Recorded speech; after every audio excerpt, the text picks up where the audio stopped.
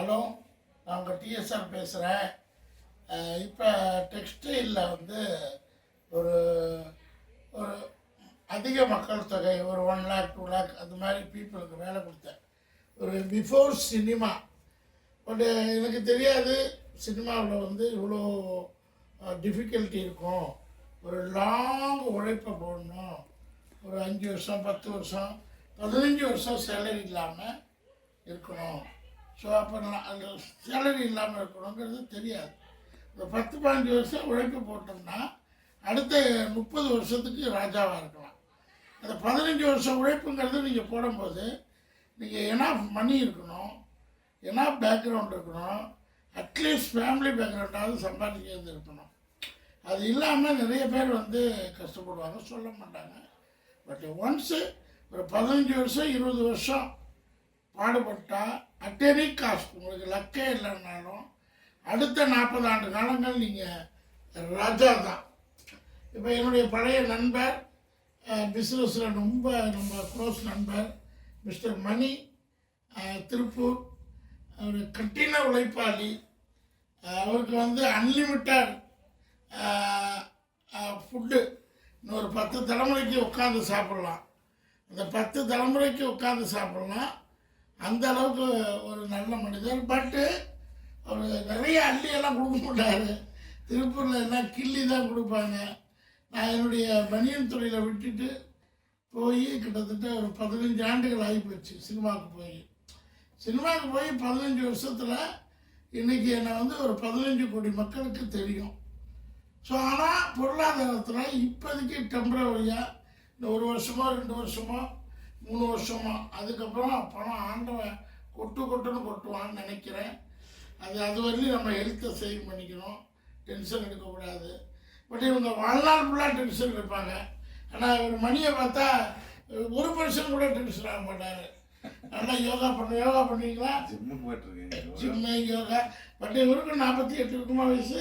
47. நான் 48 இயர்ஸ் ஆகுது. 25 வயசு பையன் மாதிரியே இருப்பார் எந்த நாளும். எனக்கு ஒரு ஆச்சரியம் என்னென்னா இவருடைய ஃபுட்டு ஹேபிட்னு நினைக்கிறேன். சாப்பாடா உன்னுடைய இளமையின் ரகசியம் என்ன? எக்ஸசைஸ் பண்ணுறேன், காலையில் நேரத்தில் எழுந்திரிக்கிறோம், வாக் போகிறோம். எக்ஸசைஸ் பண்ணுறீங்க, வாக் போகிறீங்க. அடுத்து என்னை பொறுத்தவரையிலும் என்ன சொன்னேன்னா, நானும் கடின உழைப்பாளி தான். மூளை மட்டும் வேலை செய்யும். இவருக்கு மூளையோடு சேர்ந்து உடலும் வேலை செய்யும். ஏன்னா ஒரு 200-300 பேரை மேனேஜ் பண்ணணும், அவங்களுக்கு வேலை கொடுக்கணும். வருஷம் 365 நாளும் இவங்களுக்கு வேலை இருக்கும். கொரோனா காலத்தில் கூட வேலை இருந்திருக்கலாம். கொரோனாவில் வேலை இருந்துச்சு. ஸோ ஒரு கடின உழைப்பாளி. எதிர்காலத்தில் நான் டெக்ஸ்டைல் பிஸ்னஸ் வேலையை செய்யும்போது என்னுடைய மெயின் பார்ட்னராக மெயின் பார்ட்னர்னா உழைப்பில் அவ்வளோ ஒரு மாமனிதன். ஒரு 30 இயர்ஸுக்கு முன்னாடி ஒரு அட்வான்ஸ் ஒன்று வாங்கினேன் ஃபாரினர்கிட்ட. அப்போ பணத்தை திருப்பூரில் கொடுத்தா பொருள் தான் வாங்க முடியும் என்னால். ஆனால் அதை ஒரு 6 மாதம் இவர் வச்சுருந்து பணத்தையும் திருப்பி கொடுத்தாரு. அந்தளவுக்கு ஒரு ஹானஸ்ட் பர்சன். பெரிய பிஸ்னஸ் விட்ட பண்ண முடியல. 2-3 ட்ரிப்பு முயற்சி பண்ணேன், முடியல. பட் இருந்தாலும் சினிமா வந்ததுக்கப்புறம் சினிமாவுடைய டெடிக்கேஷன் இந்த பிஸ்னஸ்லாம் பண்ண முடியல. இதெல்லாம் அமெரிக்காவா? அமெரிக்கன் பிராண்டு திருப்பூர் இந்த மாதிரி. இப்போ மறுபடியும் பணம் எனக்கு 30 ஆண்டு கால தொழில், 30 இயர்ஸ் இந்த தொழிலில் தான் நமக்கு கடவுள் கொடுத்த அந்த சுக்கிர திசையில் இல்லை. நான் புதன் திசையில் இருந்தேன். கேது திசையில் தான் ஆரம்பிச்சது ஆலயங்கள். ஸோ கேது திசை முடிஞ்சு சுக்கிரன் ஒரு 2-3 வருஷம் இருந்திருக்கும். வந்துட்டு போவேன். சுக்கிர திசையில் எவ்வளவோ ட்ரை பண்ணேன், எனக்கு தொழில் அமையல. அதில் 15 ஆண்டு காலங்கள் நமக்கு ஒரே காம்ப்ளிகேட்டட் லைஃபாக போச்சு. அடுத்து இப்போ சுக்கிரனுக்கு அப்புறம் சூரியனில் இந்த தொழில் தொடங்கலாம், மறுபடியும் சொல்லலாம். அது ஆட்டோமேட்டிக்காக வருது. இப்போ அப்பப்போ திருப்பூர் வந்து மக்களை சந்திக்கிறது, நட்புகளை சந்திக்கிறது. இவர் வந்து எனக்கு தெரிஞ்சு ஒரு 200 பேருக்கு ஒரு 25 இயர்ஸாக வேலை கொடுக்குறாரு. அதாவது 3 வேளை சாப்பாடு, துணிமணி, அவங்க லைஃப் ஸ்டைல்.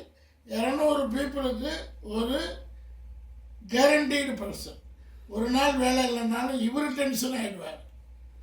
200 பேருக்கு வேலை இல்லைன்னா இவரே வேலைக்காரர் லேபராக மாறிடுவார். பிளேயர், கேப்டன், கோச்சர். இவர் பிளேயராகவும் வேலை செய்வார், கட்டிங் மாஸ்டர் வேலை செய்வார், கேப்டனாகவும் வேலை செய்வார், கோச்சிங்கும் பண்ணுவார். இந்த 200-250 பேர் நேரடியாக, ஒரு 400-500 பேர் மறைமுகமாக. ஸோ ஒரு 1000 பேருக்கு வேலை கொடுக்குற பர்சன் தான் அங்கே உட்காந்துருக்கிறாரு. இந்த மாதிரி ஒரு 100 பர்சனுக்கு நான் வேலை கொடுத்தேன். ஒருத்தருக்கு வேலை கொடுக்கறது மணி மாதிரி ஒரு 100 என்டர்பிரனர், 100 உழைப்பாளர்களுக்கு ஒரு காலத்தில் வேலை கொடுத்தேன். அது ஒரு டைமு. பட் அப்போ நல்லா ஹெல்த்து வெல்த்து எல்லாம் இருந்துச்சு. இப்போ மறுபடியும் வந்துடும். இடைப்பட்ட காலத்தில் டைம், அப்போ நமக்கு டைம் ஒர்க் அவுட் ஆகலைன்னா எது தொட்டாலும் ஒர்க் அவுட் ஆகாது. அப்படி இருக்கும்போது இப்போ இந்த சுக்கிரன் சினிமா உலகத்துக்கு அறிமுகப்படுத்திடுச்சு. ஸோ நம்ம சேனலை இந்த மாதிரி ஆயிரக்கணக்கான யங் என்டர்பிரனர், சாதாரண என்ன நீ டெக்னீஷியன், ஓவர்லாக்கா, பிளாட்லாக்கா, கட்டிங்கா, எது தெரியும், ஹெல்ப்பர்லேருந்து எல்லா வேலையும் போய் பழகினது தான். ஜஸ்ட்டு ஒரு ஹெல்ப்பர்னா திருப்பூரில் கை மடிக்கிறவங்க, அதுக்கு சம்பளம் நான் பார்த்தவர்களே ஒரு நாளைக்கு 30 ரூபா கொடுத்துருந்தாங்க. 15 ரூபா ஸ்டார்டிங் கேரியர், 15 ருபீஸ் பர் டே.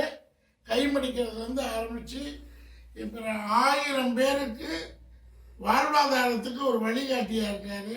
இந்த மாதிரி எனக்கு கண்ட்ரவர்சியாக போட தெரியல. அது தானாக வரும். இன்னும் நிறைய ஹீரோயின்ஸோட காம்பினேஷன் நடிக்கும்போது இப்போ தான் பெரிய பெரிய ஹீரோயின்ஸ் ஹீரோஸ் எல்லாம் பெரிய லெவலில் காம்பினேஷன் வருது. ஸோ கண்ட்ரவர்சியாக போடுறத விட உண்மையை போடுறது. பணம் இல்லைன்னா பணம் இல்லை. இவ்வளோ பேருக்கு வேலை கொடுத்து, இந்த மாதிரி என்டர்பிரினருக்கு வேலை கொடுத்துட்டு திடீர்னு 200 ருபீஸ்க்கு நடிக்க போகிறதுக்கு இதயம் ஸ்ட்ராங்காக இருக்கணும். திருப்பூரில் தான் வரலான்னு நினச்சேன். பட் இந்த தொழில் மறுபடியும் 15 வருஷம் எடுத்துருமோன்னு சொல்லி தான் சினிமாவை ஆரம்பித்தது. இதை விட குயிக் மணி சினிமாவில் கிடைக்கும்னு நினச்சேன். பட் தெரியாமல் போச்சு. ஸோ இனிமேல் வர்றவங்க சினிமாவை முழுசாக டிபெண்ட் பண்ணாதீங்க. சினிமாங்கிறது சொர்க்கம், கொட்டும் பணம். எப்போ நமக்கு நேரம் நல்லா இருந்தால் ஆண்டவர் வழிகாட்டலாம். அதுக்கு எனக்கு அத்தனை திறமைகள் உண்டு. 40-50 ஃபேக்ட்ரி ஓனர்ஸ், ஒரு 40-50,000 பேருக்கு வேலை கொடுக்குற ஓனர்ஸை மேனேஜ் பண்ண எனக்கு சினிமாவில் அந்த நேரம் வரும்போது தான் பண்ண முடியும். பேர் புகழ். என்னை பார்த்தா சினிமா நடிகர்னா ஒரு அட்லீஸ்ட் ஒரு 10-15 கோடியில் இருப்பார்னு நினைப்பாங்க. பட் அது உண்மை இல்லை. பட் இருந்தாலும் அதில் போராடிக்கிட்டு இருக்கேன். இனிமேல் சினிமாவை மேலும் மேலும் வளர்க்கணும்னா இந்த மாதிரி தொழில்களை அபிவிருத்தி பண்ணி, தெரிஞ்ச தொழில், எனக்கு டெக்ஸ்டைல் தான் தெரியும், மற்ற தொழில் தெரியாது. தெரிஞ்சாலும் கற்றுக்குவேன். இப்போ வாழ்க்கையில் பணம் இல்லையே ஒழிஞ்சு பணம் வந்துடும், இல்லைன்னு சொல்ல முடியாது. அதாவது இந்த பனியன் பொழில் 40 ஃபேக்ட்ரி வேலை செஞ்சுருந்தா நான் ஒரு 4 லட்சம் பேர் 10 லட்சம் பேருக்கு வேலை பெருகியிருக்கோம். டீம் அமைச்சிக்கலை. எனக்கு சப்போர்ட்டிங் தமிழ்நாட்டில் திருப்பூர் அது என்ன சொல்கிறது, ஒரு தங்கச் சுரங்கமே எனக்கு கிடைச்சிது. ஏன்னா அவ்வளோ நம்புவாங்க என்ன. இப்போயும் என்னுடைய பிராண்டு வேல்யூ திருப்பூரில் ஒரு 10 லட்சம் பேருக்கு நான் வேலை கொடுக்க முடியும்னு நம்புவாங்க. பட் அதை நான் மறுபடியும் ட்ரை பண்ணுறேன். அதுக்கிடையில் சினிமா வேலைகள், கடுமையான வேலைகள் இருக்கிறதுனால கொஞ்சம் கேப் கிடைக்கும்போது இந்த மாதிரி நண்பர்களை சந்திக்கிறது. நான் அந்த டெக்ஸ்டைலுக்கு பண்ண முடியறதுக்கப்புறம் ஒரு 10-30 ட்ரிப்பு வந்தேன். நான் இந்த தொழில்கள் முயற்சி பண்ணேன்.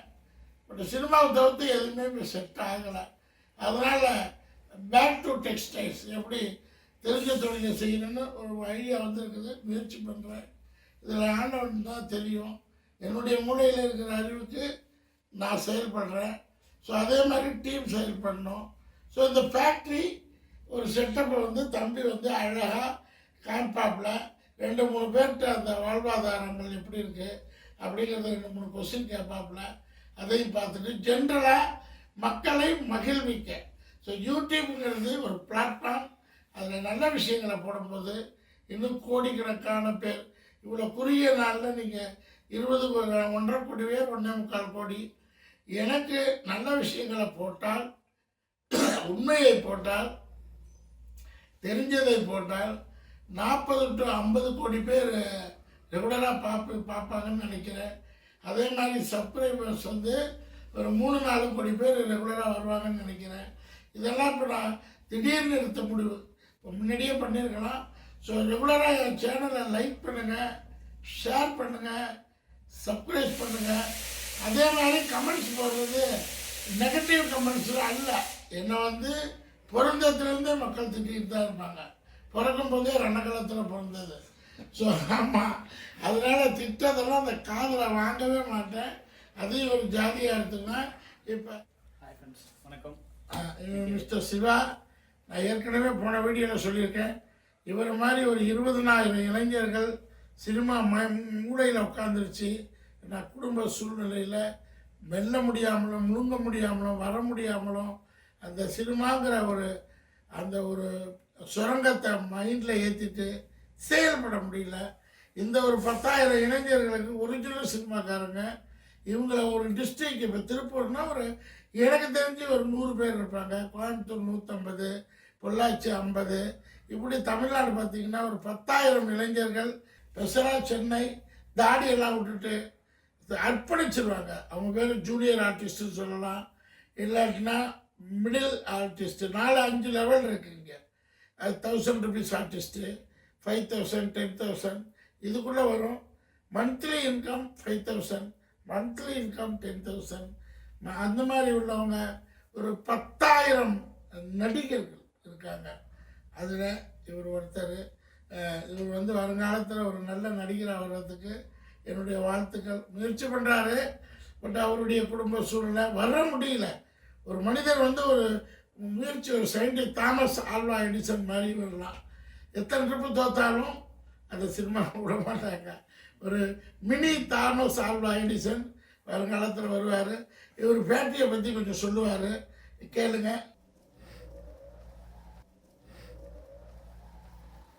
ஓ, இது பேக்கிங் செக்ஷனுங்களா? வேலை இல்லைங்களா? இல்லை டைம் முடிஞ்சிருச்சு? ஃபுல் விடி நைட் பாட்டு 4 நாளாக விடி நைட். ஓ, 4 நாளாக விடி நைட்டு. அப்பா, திருப்பூரே வந்து ஒரு தொழில் நகரம் தான். நைட்டும் போலும் உழைக்கிறாங்க. ஆமாங்க. Okay okay. 4 நாளாக விடி நைட். நைட்டும் போலும் விடி நைட் பார்த்துட்டு கிளம்பிட்டாங்க. ஆமாம், கட்டி இதெல்லாம் போட்டு வச்சுருக்கு ஸோ கிளம்பிட்டாங்க. இதெல்லாம் பார்த்தீங்கன்னா அடுத்தது பேக்கிங் ரன்னிங்கில் இருக்கிறதுக்கு. சரி சரிங்க. அடுத்தது ரெடியாக இருக்குங்க, பேக் பண்ணணும். அடுத்து ரெடியாக இருக்கு.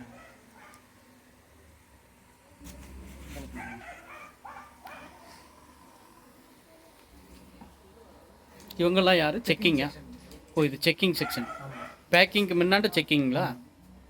பேக்கிங் பண்ணி அப்படியே செக்கிங். ஓ, பேக்கிங் முடிச்சு இது செக்கிங் முடிச்சு பேக்கிங்களா? சரி சரி மேலே போயிடுது. சரி, மேலே போகிறோம். ஆமாம், ஸ்டிச்சிங் செக்ஷன் பார்த்து. சரி சரி.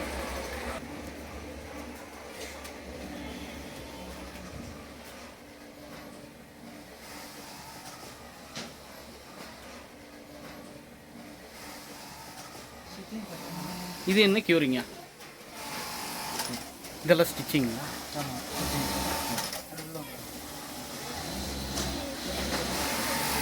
இதெல்லாம் ஸ்டிச்சிங்கு. Stitching section.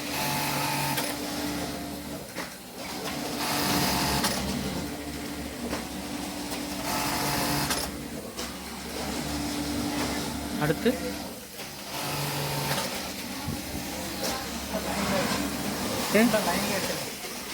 ஃபுல்லாக லைனுங்களா? ஒர்க்கர்ஸ் எல்லாம் பூராமே ஹிந்திக்காரங்க. ஹிந்திக்காரங்க, தமிழ்காரங்க இருக்காங்க. நைட்டு போல் வேலை இருக்கு. ஆமாங்க.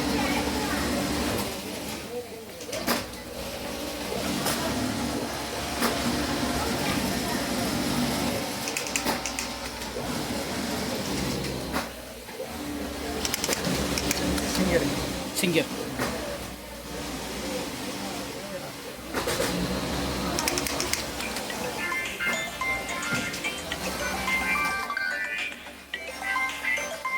Holding roll cutting. ஓ, இது ஹோல்டிங் ரோல் கட்டிங்கா? ஆமாங்க. இதெல்லாம் பீசிங். சரி. சைஸ் நீங்கள் என்ன ஒர்க் பண்ணுறீங்க? நாங்கள் லைன் சூப்பர். நீங்கள் லைன் சூப்பர்வைசர். Super super. சரிங்க. Fusing machine. ஓ, இது ஃபியூசிங். அதாவது நம்ம பேக் சைடு ஆமாங்க. லோகோ இந்த மாதிரி வருங்க. ஆமாம் ஆமாங்க. இந்த மாதிரி கட்டிங் மிஷின். சரி சரி.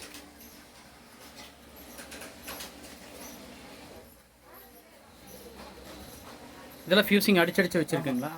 பார்த்தீங்கன்னா தெரியும். சரி சரி.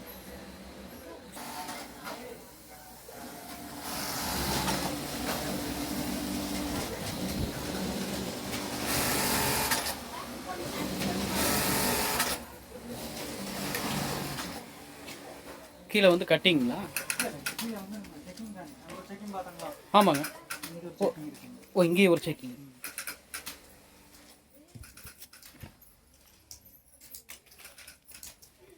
இவங்க செக்கிங், இவங்க எல்லாமே செக்கிங். ஓ, அதே இடம் தான். இடம் இல்லைன்னு இந்த பக்கம் செய்கிறாங்க. ஸோ ஒரு லேபரில் ஸ்டார்ட் பண்ணி இன்னைக்கு 1000 பேருக்கு வேலை கொடுக்கறதுக்கு மிஸ்டர் மணி ரெடி ஆகிட்டாரு, பண்ணிட்டு இருக்காரு. அவரை வந்து 10,000 கோடி 10,000 மனிதர்களுக்கு வேலை கொடுக்கறதுக்கான என்கிட்ட டெக்னாலஜி இருக்குது. பட் அதை செய்யணும். சினிமா பண்ணிக்கிட்டே அதை செய்வேன். லைஃப் டைம் சினிமா தான். இதெல்லாம் அடிஷ்னலாக சினிமா வந்து எனக்கு லைஃப் ஸ்டைல் கொடுக்குறதுனா கூட லைஃப்பை கொடுத்துருக்குது. லைஃப் ஸ்டைல் பின்னாடி வரும். ஸோ மணி அது மாதிரி மணி மாதிரி ஒரு 500 இளைஞர்கள் இருக்காங்க. ஒரு 50 வயசு இளைஞர் இன்னும் நம்ம ஊர்லேயும் ஒரு 12-15 ஏக்கர் தோட்டத்தோட ஒரு அட்மாஸ்பியரோட பகலில் வந்தவங்களாம் எடுத்துக்கலாம். ஸோ அப்படிப்பட்ட ஒரு மனிதரோட அறிவுரை என்னென்னு எதிர்கால இளைஞர்கள் இங்கே அமெரிக்கன் ஸ்டைலு லண்டன் ஸ்டைலில் வாழலாம். அவர் வந்து பென்ஸ் கார் ரோல்ஸ் ராயில் சுற்றிக்கிட்டு ஜாலியாக வாழலாம். ஒரு சாதாரண விவசாயி மகனா வணிகர் தொழிலா இந்த திருப்பூருக்கே உண்டான 2 தொழில். 40 வருஷத்துக்கு முன்னாடி விவசாயம், இப்போ 40 வருஷமாக வணிகர் தொழில். அவரை பற்றி எதிர்கால இளைஞர்கள் இளைஞிகள் நண்பிகள் விஜய் சார் நண்பா நம்பி இவங்களுக்கு என்ன அறிவுரை சொல்கிறாங்கன்னு 2 வார்த்தை சொல்லுங்கள். எதிர்கால இளைஞர்கள்லாம் என்னன்னு கேட்டிங்கன்னா, உழைப்பு கொஞ்சம் தெளிவாக வந்து வேலை செய்யணும். என்ன லேபர் பற்றாக்குறை, ரொம்ப சிரமம், சம்பளம் எல்லாம் ஏறிடுச்சு, பல சிரமத்தில் இருக்கு. தொழில் வந்து முதல்ல மாதிரி இல்லை, கடும் போட்டியில தான் ஓடிட்டு இருக்கு. முதல்லலாம் வந்து ஈஸியாக வேலை செஞ்சுட்டு இருந்தோம். 10 சீட் குவார்டர்ல போட்டு நல்லா வேலை போயிட்டு இருந்தது. இன்னைக்கு 200 சீட் 300 சீட் போட்டாலே லேபர் பிடிக்க முடிய மாட்டேங்குது. ஸோ இந்தியாவுக்கு, தமிழ்நாட்டுக்கு, திருப்பூருக்கு லேபர் ஷார்ட்டேஜ் இருக்குது. Train labour. அது அரசாங்கம் நிறைய முடிவு எடுக்கணும். அரசாங்கம் பெண்களுக்கு இப்போ வந்து முன்னுரிமை கொடுத்த மாதிரி தொழிலையும் சப்போர்ட் எல்லாம் கொடுக்கணும். நிறைய ப்ரைவேட் இண்டஸ்ட்ரியில் என்டர்பிரினர்ஷிப் விரும்பி செய்கிறாங்க. அவங்களுக்கு சப்போர்ட் பண்ணுங்கிறாரு. இன்னும் அவரை பற்றி நான் தொடர்ந்து வந்து வீடியோ எடுத்து போடுறேன், என் சேனலில் போடுறேன். தொடர்ந்து பாருங்கள், சேனல் லைக் பண்ணுங்கள். So variety of food with happy மூடுங்கிற மாதிரி variety of clothes, international standard, cotton quality, variety. இது ஆயிரக்கணக்கான வெரைட்டி இருக்குது. அதை நான் ஒன்றா போடுறேன். தொடர்ந்து பாருங்கள். சாப்பாட்டை லைக் பண்ணுற மாதிரி அடுத்து dress cheap and original cotton, இதெல்லாம் ஸ்கின் ஃப்ரெண்ட்லி ஃபைபர்ஸு மெல்ல மெல்ல போடுறோம். ஸோ ரொம்ப தேங்க்யூ. சேனல் லைக் பண்ணுங்கள், ஷேர் பண்ணுங்கள், சப்ஸ்கிரைப் பண்ணுங்கள். பாய்.